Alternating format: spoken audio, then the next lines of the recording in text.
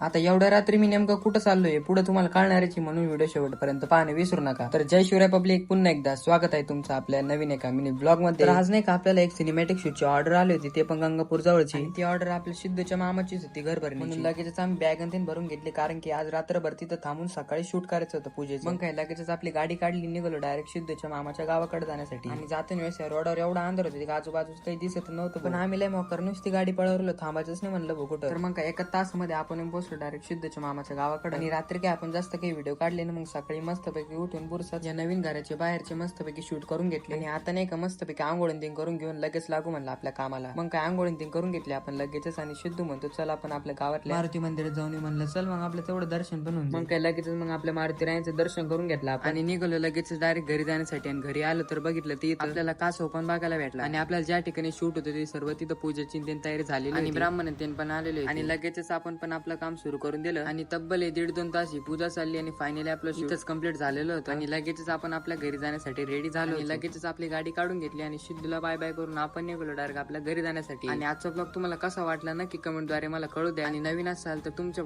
Follow करणं विसरू नका, म्हणून फॉलो करून घ्या आपल्या आयडीला.